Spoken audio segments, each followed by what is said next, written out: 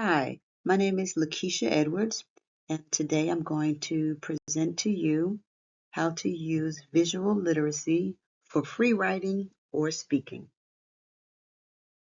Outcomes of today's presentation.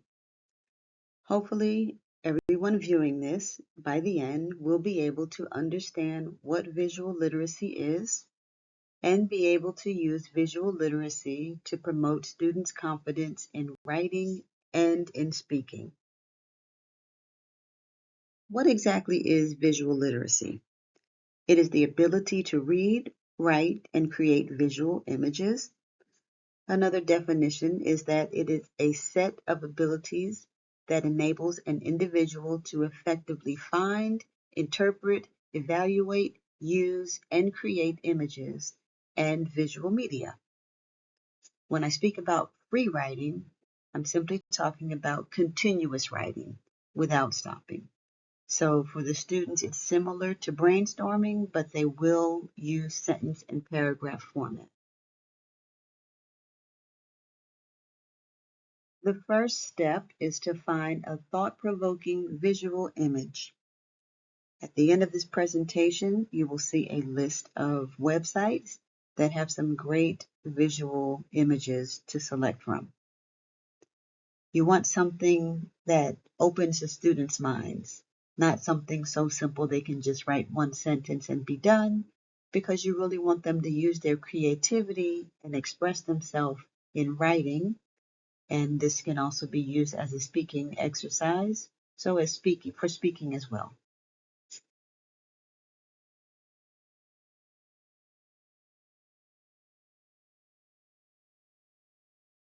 So step 2 is to allow the students to free write about the image for a set time.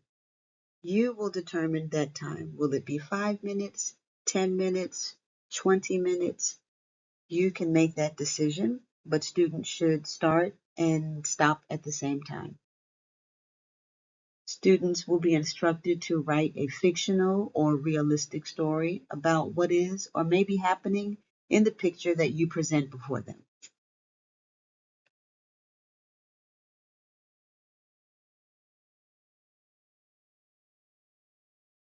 An alternative to this is to allow students to write about the image for a set time. However, to assist with language development or students that just take a long time to get the thought process started, you can provide sentence starters. If students are going to use sentence starters, then they should use at least 3 since they're not free writing. Take a look at some of the sentence starters here.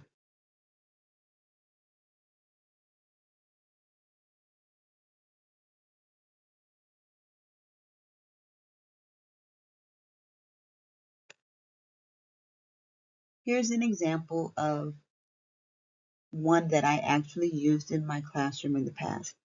Keep in mind that my students were in their first year of learning English. They were middle grades, however, they were very new to the United States and had no previous English lessons. So their instructions were to write 5 sentences about this image or create a fictional story. These are the prompts that the students were able to select from. I also provided my students with bilingual dictionaries where they were able to translate English words to and from their native language to help out with some of the creation of their sentences and expressing their thoughts. Let's say you teach science or math.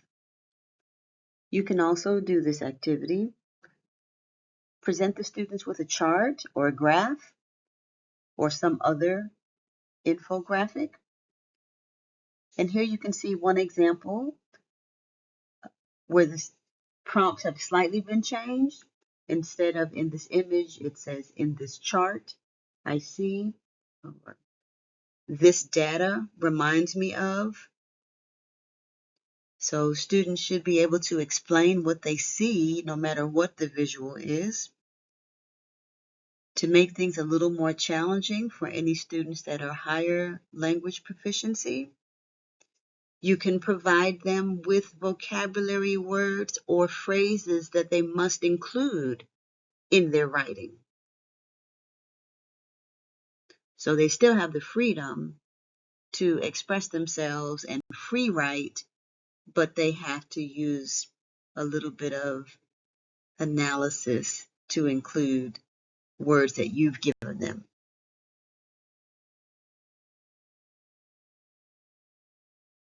And step 3 is to ask a few students to share their sentences in pairs or with the entire class. Keep in mind that this exercise is to promote thinking outside the box, but mainly helping students to feel comfortable and confident in their writing of another language and speaking another language. It's not for the teacher to evaluate whether their answers are right and wrong for this activity.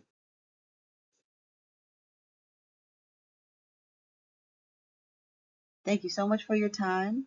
I hope this was valuable. And as I mentioned earlier, here's a list of websites that have some great images that you can use for your visual literacy activities.